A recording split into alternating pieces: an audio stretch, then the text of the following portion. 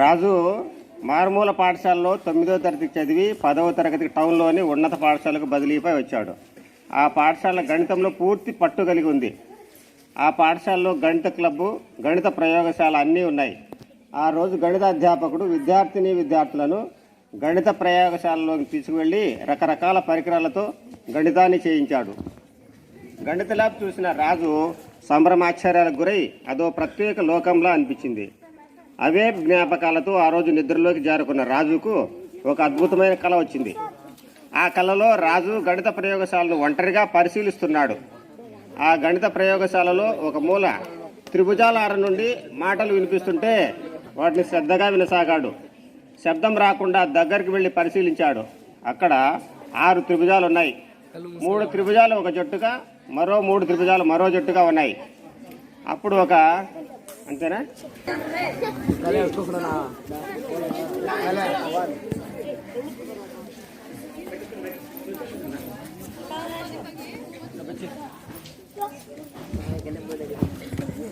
మేము భుజాలను అనుసరించి 3 రకాల త్రిభుజాలం, మీరు కోణాలను అనుసరించి 3. మాకు ప్రత్యేకమైన పేర్లు ఉన్నాయి తెలుసా? ఇదిగో వీడు 3 భుజాల కొలతలు వేరువేరుగా ఉండడం వల్ల విషమబాహు త్రిభుజం అయ్యాడు. వాడేమో 2 భుజాల కొలతలు సమానంగా ఉన్నందువల్ల వాడు సమద్విబాహు త్రిభుజం అయ్యాడు. నేనేమో 3 భుజాల కొలతలు సమానంగా ఉన్నందువల్ల సమబాహు త్రిభుజం అయ్యాను. మా ముగ్గురిది స్పెషల్ టీం. మరొక త్రిభుజం మాకు కూడా ప్రత్యేకతలు ఉన్నాయి. 2వ గ్రూప్లోని మరొక త్రిభుజం మాకు కూడా ప్రత్యేకతలు ఉన్నాయమ్మా. మా పెద్దోడేమో ఒక కోణం అధిక కోణంగా ఉన్నందువల్ల అధిక కోణ త్రిభుజంగా, మా చిన్నోడేమో ఒక లంబకోణం ఉన్నందువల్ల లంబకోణ త్రిభుజంగాను, నాకేమో 3 కోణాలు అల్పకోణాలుగా ఉన్నందువల్ల అల్పకోణ త్రిభుజం అయ్యాను. మా స్పెషల్ గ్రూప్ అవుతుంది. నాకు 3 భుజాల కోణాలు వేరువేరుగా ఉండడం వల్ల నేను వివిధ రూపాలను ప్రత్యేకిస్తాను. అంతేకాక నా శీర్షాలు కూడా అన్ని అల్పకోణాలు అయి ఉన్నాయి. కాబట్టి నేనే గ్రేట్. ఈ త్రిభుజాల కన్నా నాలోని ఒక కోణం 90 డిగ్రీల కన్నా ఎక్కువగా ఉండి అధిక కోణం అయ్యింది. మిగిలిన కోణాలు అల్పకోణాలుగా ఉంటాయి. అందువల్ల నాకు ప్రత్యేక ఆకారం వస్తుంది. కాబట్టి నేనే గ్రేట్. నాలోని అన్ని కోణాలు మరియు భుజాలు సమానంగా ఉన్నందువల్ల నేనే గ్రేట్. ఒరే లంబకోణ త్రిభుజము, వాళ్ళ గ్రూప్ మొత్తం గ్రేట్ అని చెప్పుకుంటుంటే నీకేమి పట్టనట్లు ఏమీ మాట్లాడవేరా? మనకున్న ప్రత్యేకతలన్నీ కూడా చెప్పు. 3 కోణాలు, 3 భుజాలు, 3 శీర్షాలు ఉన్నందువల్ల మనకు త్రిభుజం అని పేరు వచ్చింది. ఒకరు ఎక్కువగాను ఒకరు తక్కువగాను మనం ఎందుకు పోట్లాడుకోవాలి? చెప్పుకోవడానికి ఏముందని ఏమీ లేదు. అయినా వారందరికన్నా ఆఖరి వాడికేం ప్రత్యేకతలు ఉంటాయి? అందుకే వారు అలా చెప్పుకుంటున్నారు. చూడు అన్నయ్య, ఆఖరి వాడిని చిన్న చూపు చూడవద్దు. మనకంటూ ఏదైనా ప్రత్యేకతలు ఉంటే 10 మంది దాని గురించి పొగడాలి, కానీ నేనే గొప్ప అని చెప్పుకుంటే ఏమి లాభం? ఏమిటి నాయనా, ఇంతమంది పెద్దవాళ్ళం, మాకు ఎన్నో ప్రత్యేకతలు ఉన్నాయి కాబట్టి మేము చెప్పుకుంటున్నాము. నీలాంటి వాడికి ఏమీ లేవు కాబట్టి ఏమీ చెప్పుకోలేక నోరు మూసుకుని ఉన్నావు.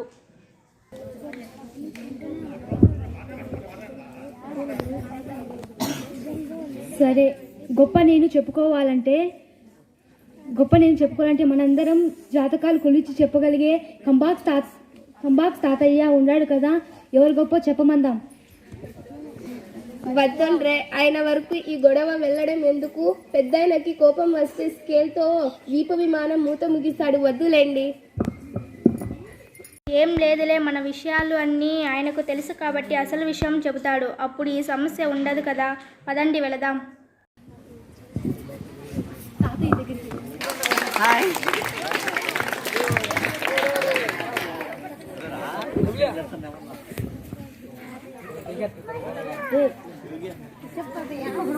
ఏంటి పిల్లలారా, బాగా చదువుతున్నారా? అరే రే దాదా చిన్నోడా. ఇంకేముంది, తాతయ్యకు వాడంటేనే ఇష్టం కాబట్టి వాడే గ్రేట్ అని చెప్తాడు. వాడు గ్రేట్ ఏంటిరా?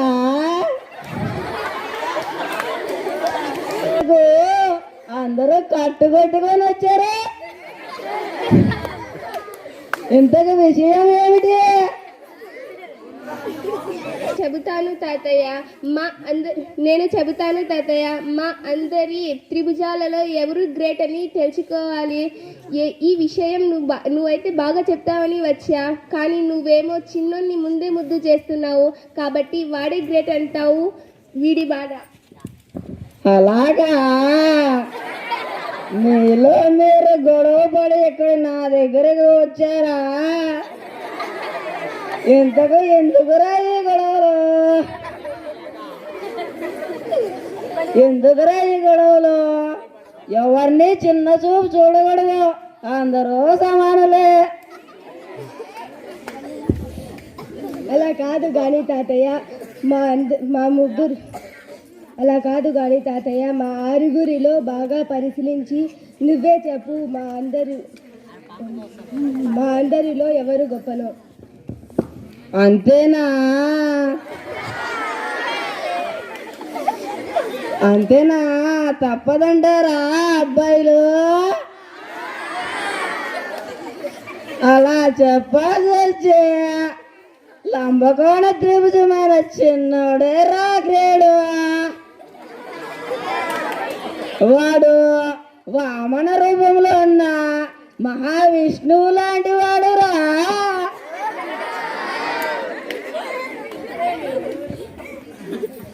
నేను చెప్పలా, తాతయ్యకి పెద్దోడంటేనే ఇష్టం, చిన్నోడంటేనే ఇష్టం. అందుకే వాడే గొప్ప అని చెబుతున్నాడు.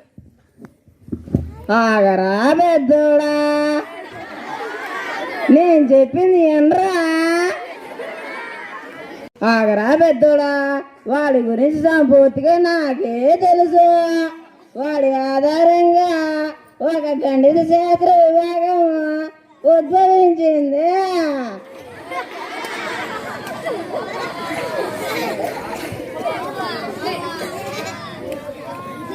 ఉద్భవించింది తెలుసునా? అనేక మంది గణితవేత్తలు వాడి గురించి ఎన్నో పరిశోధనలు చేశారా తెలుసునా? అందుకే వాడు దేవస్వరూపుడు.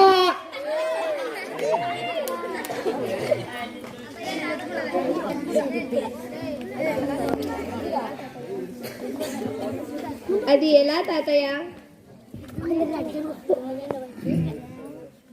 ఎలాగంటే వాడికి ఒక లంబకోణం విలువ స్థిరంగా ఉంటుంది. లంబకోణానికి ఎదురుగా ఉన్న భుజాన్ని కర్ణము అంటారు. ఒక ప్రఖ్యాత గణిత శాస్త్రవేత్త పైథాగరస్ వానికి ప్రత్యేకంగా ఒక సిద్ధాంతాన్ని ప్రతిపాదించాడు. ఒక సిద్ధాంతం వాడి మీద ఉండగానే వాడు గొప్పోడైపోతాడా? దీనికి నేను ఒప్పుకోను. ఒరే బడుద్దాయ్, నేను చెప్పేది ఎన్రా. ఆవేశపడకు.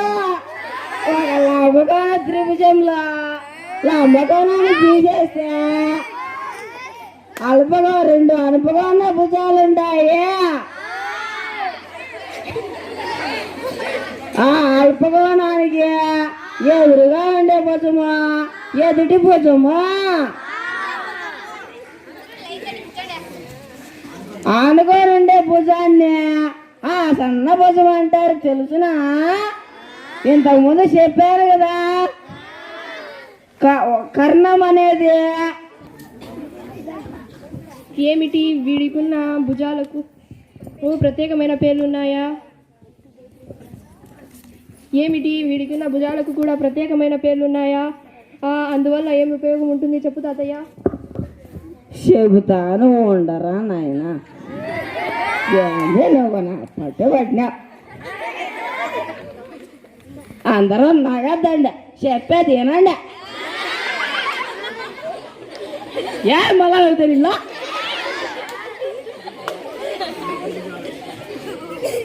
ఏ మూడు భుజాలు ఎంచుకున్నా అల్పకోణానికి నిష్పత్తులు 6 ఉంటాయి తెలుసునా?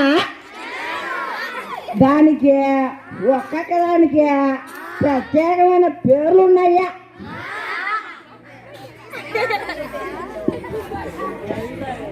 మేము ఇక్కడ 6 మంది ఉన్నాము.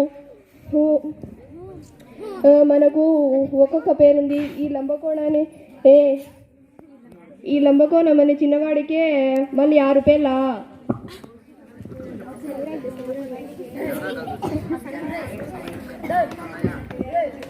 అవునరా అబ్బాయ్యా,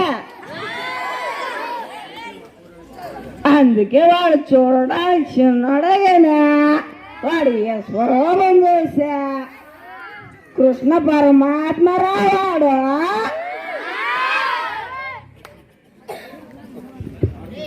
వాడి 6 పేర్లు ఏమిటో చెప్పు తాతయ్య, చాలా ఉత్సాహంగా ఉంది. అదే చూడతా సారికి నవ్వుతాను రా, ఏంటయ్యా నోడకని చెప్పండి.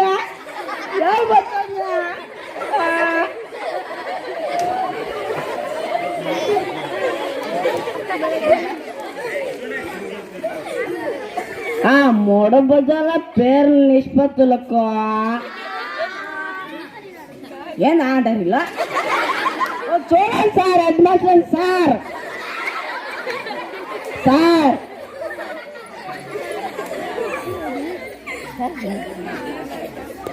ఆ 3 భుజాల పేర్ల నిష్పత్తులు ఎన్ని రకాలుగా వచ్చాయి చెప్పండి చూద్దామా. మొదటి నేను చెబుతాను తాతయ్య, ఎదుటి భుజంపై కర్ణం. రెండవది నేను చెబుతాను తాతయ్య, ఆసన్న భుజముపై కర్ణము. మూడవది నేను చెప్తాను తాతయ్య, ఎదుటి భుజంపై ఆసన భుజం. నాలుగోది నేను చెప్తాను తాతయ్య, కర్ణం భుజంపై ఎదుట భుజం. తర్వాత నువ్వు చెప్పరా సమబాహు.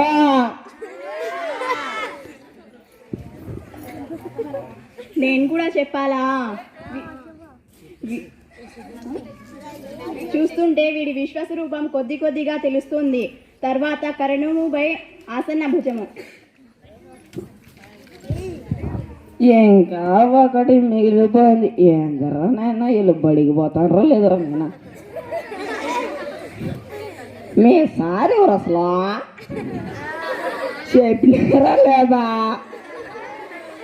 నేను చెప్తాను చూడండి, అంగోటి మిగిలిపోయిందా? ఆసన భుజంపై ఎదుడు భుజమా. దేన్ని ఓడి చెప్పినట్టు ఎదుడు భుజంపై కర్ణాన్ని సాయంతేట అంటారు. ఇంకోటి వాడు చెప్పిన దాన్ని ఆసన భుజంపై కర్ణాన్ని కాస్తేట అంటారు. ఇంకోటి వాడు చెప్పిన దాన్ని ఎదుడు భుజంపై ఆసన భుజాన్ని తాందేట అంటారు. ఇంకోటి ఏడు చెప్పిన దాన్ని కర్ణముపై ఎదుటి భుజాన్ని కోసికందిట అంటారు. ఇక్కడ వాడు చెప్పిన దాన్ని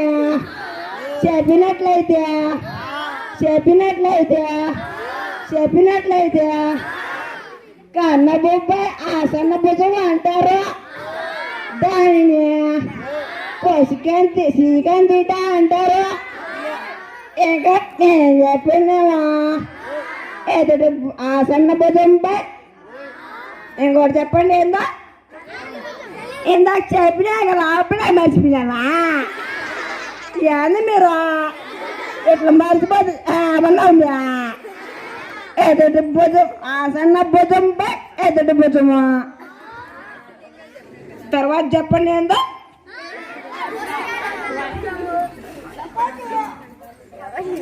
దానిని కాటిట అంటారు.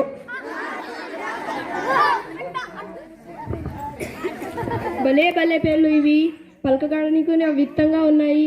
ఇవి ఏ భాష పేర్లు చెప్పు తాతయ్య. గీకు భాష పేర్లు ఏందో నాకు తెలీదు. ఈ ప్రపంచమంతా ఇట్లే అనుకుంటా అంటారు అక్కడ మనం. ఏది సామే ఈ భాష పేర్లు ఏడు సామే.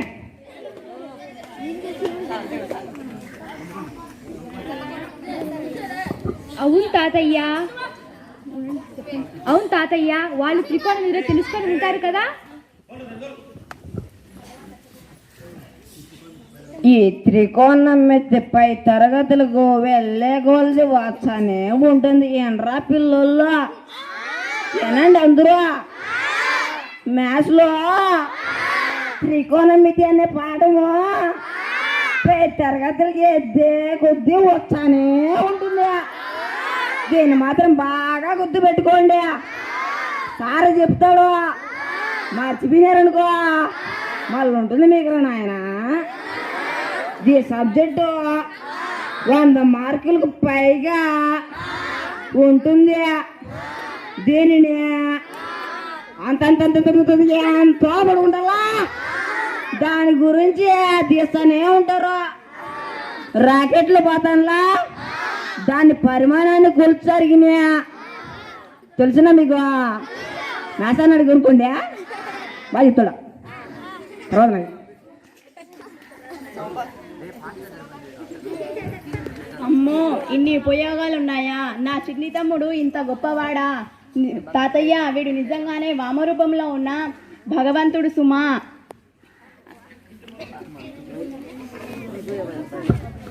ప్రతి ఒక్కరిలో ఏదో ఒక ప్రత్యేకత ఉంటుంది.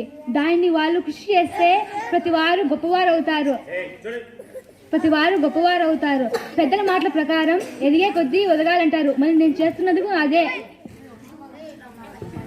నువ్వు చెప్పింది నిజమేరా నాయన, నీలాంటోడు ఎవరు.